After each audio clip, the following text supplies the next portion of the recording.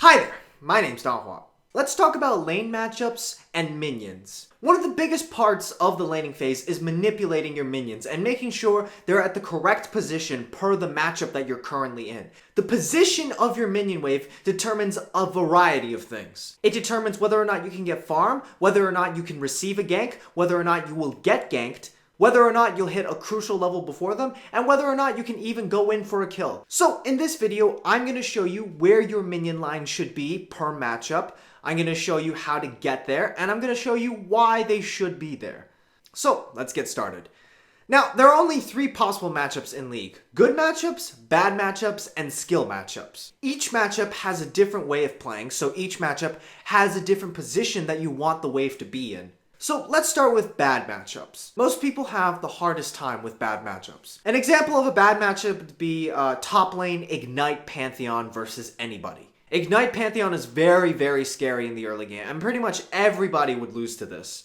So the ideal position that you want the wave to be in is at or pushing towards your tower. So why do you want the minion wave to be at your tower? Well, in bad matchups, winning 1v1 is not an option. That's what makes a matchup bad. Now, you have to learn how to farm under turret, but when you're farming under turret, you have to remember that you're gonna miss a few. Even the best pros in the world miss CS under tower. It's inevitable, and inevitably you'll fall slightly behind. But the goal in a bad matchup is to stay relatively even. In bad matchups, you take what you can get and you get it as safely as you can. When the wave is at your tower, your opponent has 3 options. 1, roam. Roaming early game is never really a fantastic idea. It can work occasionally, but generally speaking, you're just going to be wasting your own time. 2, sit back and wait for the wave to come back out. Or 3, harass you under tower. Now the third option is probably his best option for gaining and maintaining his lead, but it also adds on the risk of him getting ganked. Now in a bad matchup, remember, there is no guarantee that your jungler will even attempt to help you. It is a bad matchup, and if the enemy jungler is there, there's a very good chance that you'll both die. There's no guarantee that he's going to help you, but if your minion wave is always near or at your tower, at least he will have the option to help you. Being in a bad matchup, it's basically like being a drug addict who needs help. You want to beat this thing, you really do, but you can't do it by yourself, and you need some support, you need some assistance. But people aren't always going to want to help you because you're in a bad situation. But you gotta be ready for them to help you. You gotta make sure that you're in a position where they can actually help you. Now, how do you get to this ideal situation? Let's say that the enemy doesn't push his wave. The enemy doesn't kill his minions. All the enemy does is he last hits his minions. So what do you do in that situation? In just about every single bad matchup, the enemy will attempt to trade with you. All you need to do in order for the minion wave to push is not to auto-attack them. When someone auto-attacks, they draw the enemy minion aggro.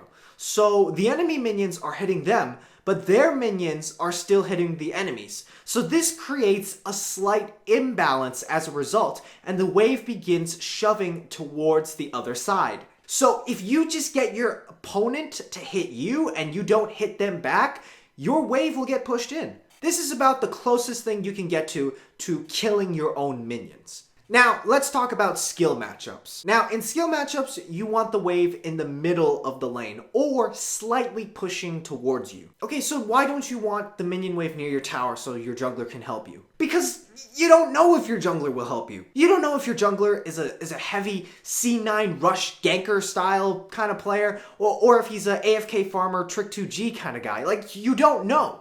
If your minion wave is always pushed in towards you, then your opponent has the added advantage of hitting all of their levels first. Level 3, level 4, level 5, level 6, he will get all of his small power spikes before you. And it also means that he'll have more minions than you as well. So basically, you'll never be able to dictate the pace of the lane. You'll never be able to engage onto him. He has more minions, he outlevels you, he does more damage than you, so you'll never be able to decide, now we fight, because only he can decide, now we fight. So, does that mean I want to be pushing in on him?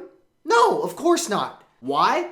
Cause their jungler could gank you. You don't know what the enemy jungler is like. From what I can tell, and from what everyone seems to claim, is that the general consensus of junglers is that our jungler is always shit, and their jungler is always amazing. Now, if that's true, if that is true, it's not. But if you think it's true, then you should play like that, right? You should play like your jungler is shit and the enemy jungler is always good. So what you want is the lane to be equal. You get the wave to be just slightly pushed in. And when I mean slightly pushed in, I mean you have one minion and he has two minions. In a skill matchup, it's just all about your skill. It's just about out-predicting, out-mind gaming your opponent. A skill matchup, it's almost like playing Super Smash Bros. You're just trying to out-predict, out-mind game your opponent. Winning a skill matchup is just about getting better trades. Dealing more damage to them than you take. That is the essence of a good trade. Best time for trading with an opponent is when your opponent can't trade back with you. So when they don't have a crucial ability, a summoner spell, an ultimate, or when your opponent is going for a last hit. Why do you want to trade with someone while they're going for a last hit? Because they can't trade back with their auto attacks. When someone goes for a last hit, they are suspended in their auto attack animation. They can still use all their abilities and stuff, but they can't auto attack you back. So you can basically get one free auto attack on them first. Now, once you get an advantage in a skill matchup, then you can start playing it like a favorable matchup. Where do you want the wave to be in a favorable matchup? There are actually two positions that you want the wave to be in favorable matchups. The first position is right here, frozen right outside your tower. So why right here?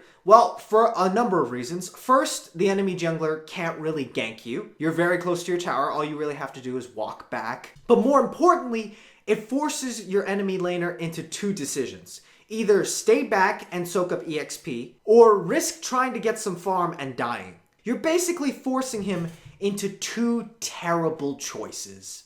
This strategy pretty much prevents the enemy from laning, so he basically has to go steal farm from his jungler, or he can try and help another lane.